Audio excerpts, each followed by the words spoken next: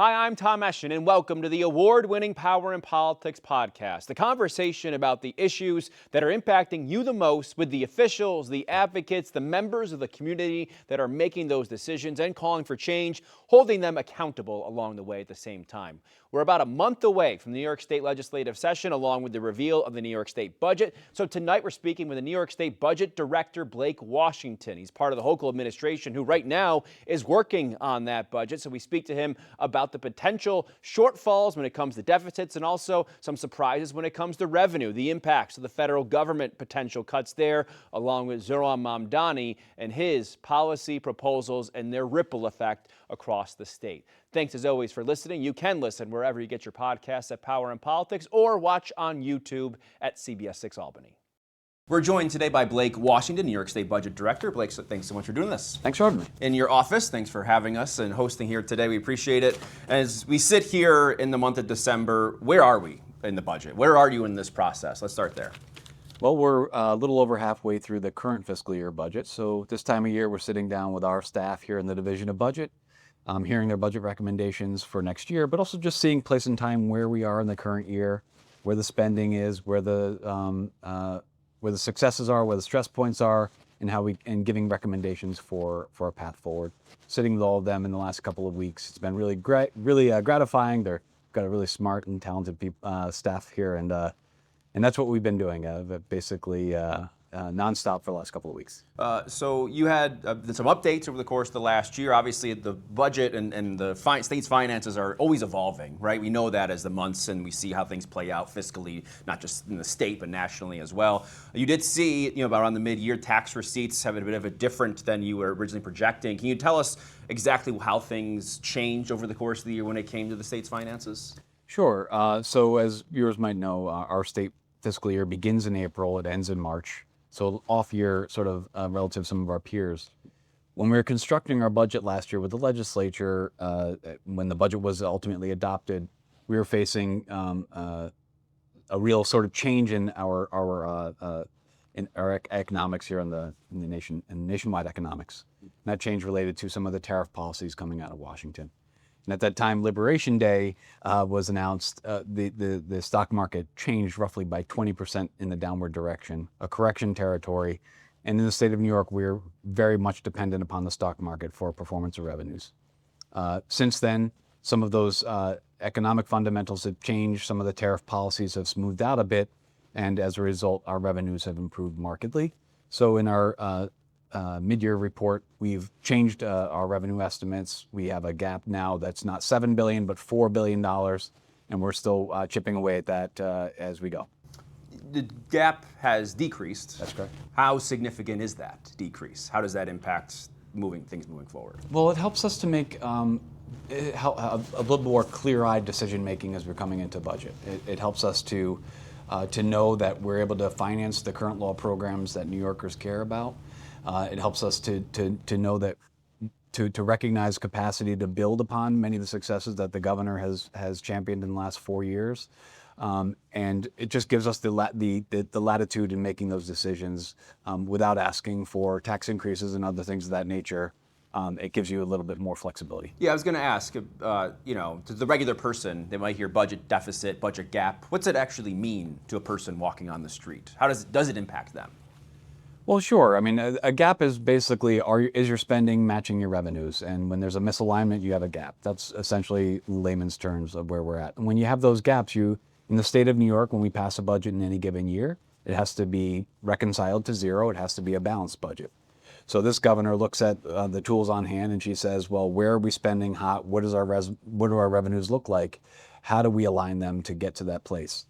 So ordinary New Yorkers, how they would experience it is, do we have enough resources on hand if we had a yawning deficit? Do we have enough to support the Medicaid program that millions upon millions of New Yorkers are dependent upon?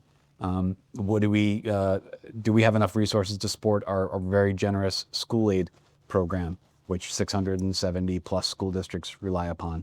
Those are the real world impacts of when you have a deficit, you can't do as much, and taxpayers come to rely upon those programs. And so we want to make sure that we move heaven and earth to make sure they're sustained. Yeah, if someone looks at a pie graph, you could say at the budget, those are the two big ones, right? Medicaid, school aid on a yearly basis, foundation aid, that whole conversation. I'll get back to school aid in a second. I did want to ask you about that. But first, broadly, $252 million last year is what it ended up being, right? Billion, yes. Billion, sorry, excuse me, billion. I think you see some of the pushback from that come say, well, that's increased by $100 billion over the course of the last decade. Is that sustainable? Is that something you are trying to correct, especially with the federal government in mind and what they're doing? Well, much of the increases are jointly financed with the state and the federal government. Our Medicaid program has led the pack in some of those expansions. And those expansions impact every community in the state of New York, and they're areas of investment that have improved health outcomes and have stabilized the health sector, both in urban centers and in rural areas. And so those are investments we see were absolutely critical. We've also financed, the school system, which we'll get to in a moment, I suppose, but providing a remedy for finally paying off foundation aid. This governor took it seriously. Governor Hochul said, "How do we provide the resources to the classroom throughout the state of New York so that we can make sure that there's adequate dollars in place to teach our children?" We've met the statutory, the legal obligation, and then some. So those are investments that were sort of bottled up for many, many years, and they were sort of, I would say, certainly also in mental hygiene spending is another area where we've spent, where this governor has prioritized spending.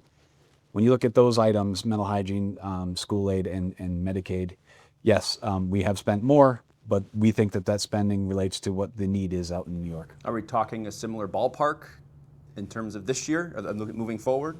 A similar ballpark. We'll see many of the same programs that we'll continue to finance. The governor for the last handful of years has been shouting from the rooftops that the costs of childcare are ones that are crushing families. How can we get ourselves on a path to finally meet some of that demand? It won't happen overnight.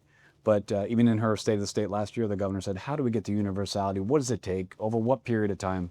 Those sort of decisions we're talking about now, some of the concepts we're talking about now. But generally speaking, the state budget as you know it today will be very similar to what it is in a couple of months from now, with growth reflecting natural cost escalation. Just quickly on the school aid conversation, which really kind of came to a head 2 years ago when the governor had made her proposals that obviously received a lot of feedback, you could call it, and there were a few changes last year in the most recent budget. Are you looking at anything more when it comes to addressing how schools are funded in the state, knowing that that's a big chunk of what the budget is, and know that you're also trying to be more efficient in how the money's spent? Yeah, we're always looking at the fundamentals of how we spend money on the state side, how we get resources back to our school districts. You identified last year, we just updated a couple of bad data points that were 10 plus years old that were providing for an equitable distribution of state dollars in all corners of the state. We remedied that. We'll continue to phase in some of those items as we move forward in this year's. So I don't know if there's going to be a wholesale change in the way that we route dollars to school districts, but we want to still. It's a priority to the governor that investment still maintains intact rather, and that we keep building. How big right now are the potential federal budget cuts? Well, I think the one item that I think, to begin, one of the biggest, most significant cuts was for our health sector. The governor took a bold action just a handful of months ago for the essential plan. We had some changes in eligibility for persons in the state of New York to access the essential plan, persons at 250% of the poverty level, and more. We have submitted some correspondence to CMS to secure as much of that health care as we can, knowing that that one federal change alone would cost the state about $3 billion annually. Those are the sort of I think that's the longest pole in the tent as it is today, the Medicaid program.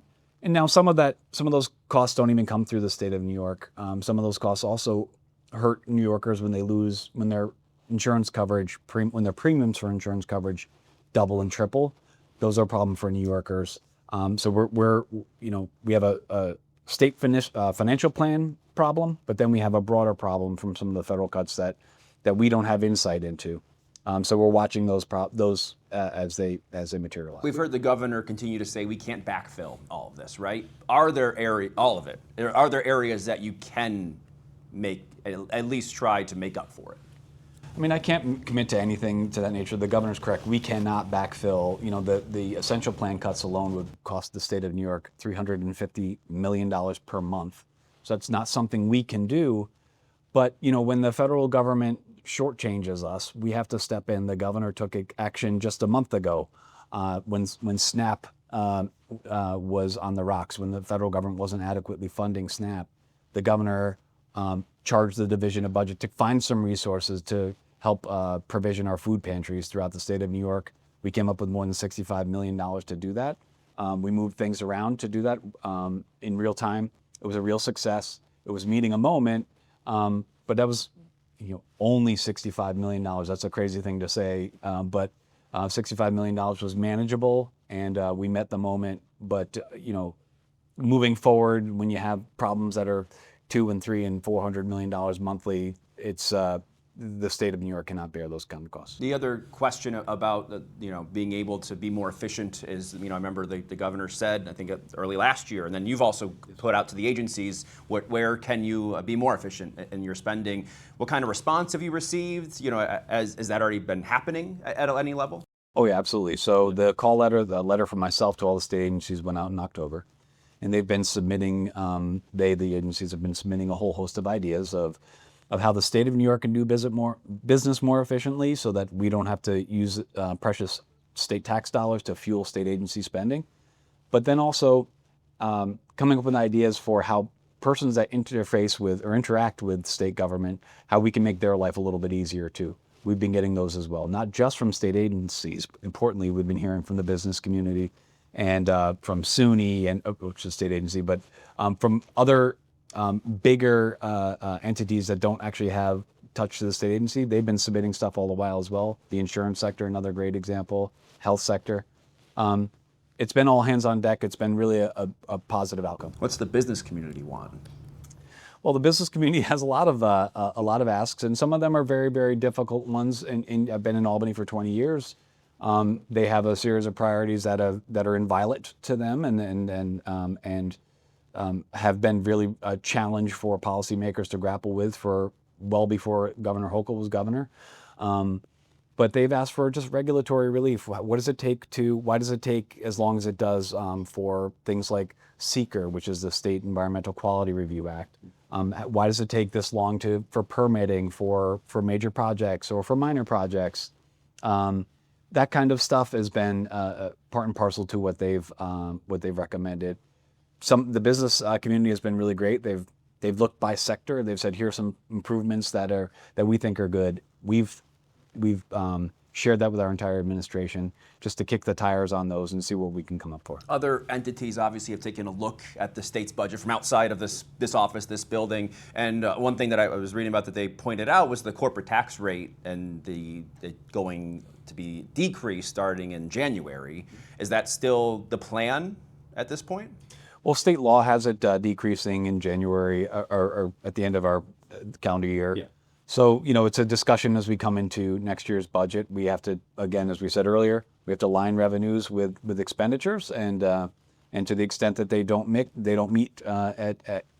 at one, then we'll have to revisit the policy. Yeah, I guess that comes under the idea of, Zohran Mamdani, New York City. You hear tax the rich all the time, and I think I had the conversation with the comptroller a few months ago, and he goes, well, they're already being taxed. The question is, do we do it more?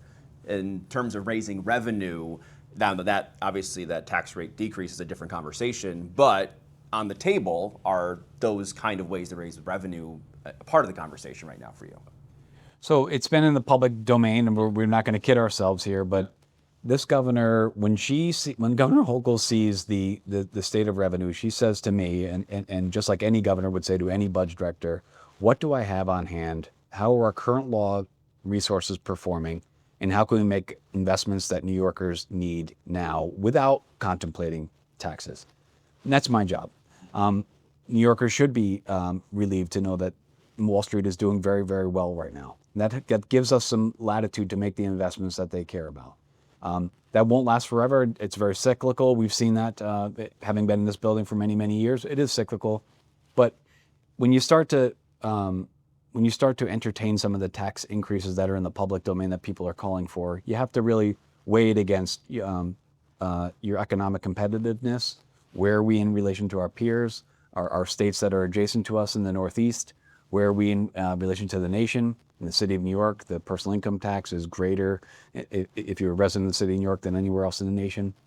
The governor wants to maintain our tax competitiveness. She also wants to maintain every resident in the state of New York. She wants residents of all incomes to remain here, remain New Yorkers, keep their families here, grow their families here, invest here, and we'll move heaven and earth to keep that. You know, in this conversation, obviously we talked about all sorts of different factors that impact this budget and maybe some of those other outside things that might keep pulling money away, potentially. Obviously, we talked about the federal government. Is there ever the potential for going to reserves? I know the governor has been very proud of in her tenure of building those back up again. Is this the situation where you could tap into that at all? Well, the governor would be very loath to tap into reserves especially to finance recurrent spending. The governor was eager to tap into reserves last year to finance to make good to businesses in the state of New York for the unemployment debt. Sure. We had a one-time expenditure that was of no fault to employers, but it was a $7 billion debt paid for by businesses. The governor took $7 billion of reserves and paid off that debt so that businesses wouldn't be held to account to finance that. And instead, businesses are able to hire more or give wage increases. That was a very virtuous investment of one-time resources. Anything that would use these one-time resources for a recurring deficit would be would be last resort for Governor Hochul. One last question, circling back quickly to New York City and Zohran Mamdani, because obviously he's had different proposals that are going to cost money, and I know that even some members have said, our work, coming up here in January, we're going to try to implement that, and that means trying to find a way to pay for it. How much is that a part of the budget conversation at the state level? Because obviously the state is going to have to play a factor here. Well, I think number one, as we were saying earlier, we want to make sure that we're investing appropriately in our Medicaid program, in our schools. Those are sort of the two long poles in the tent. We want to make sure that we're competitive among our peers. But the governor knows that there are investments that New Yorkers across the state of New York care about, one of those being childcare.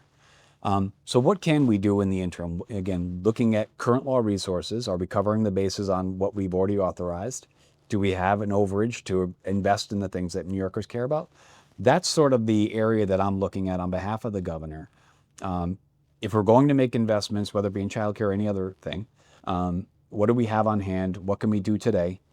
How can we plant the seeds today so that we can grow and see results in out years? And that's the iterative process that we're in the middle of now. Just reflexively authorizing new taxes or advancing new taxes to the governor, it's certainly something I wouldn't do. It's not something she would expect of me. It's making the hard decisions first, looking what the resources are, and giving New Yorkers the confidence in knowing that there's people here in Albany that are looking out for their interests and trying to maintain the state of New York's competitive as sort of the primary goal. Blake Washington, thank you for the time. Thanks for having me. Thanks for listening. Hit the subscribe button right now so you can stay up to date on these news-making conversations about the issues impacting New Yorkers the most: power and politics.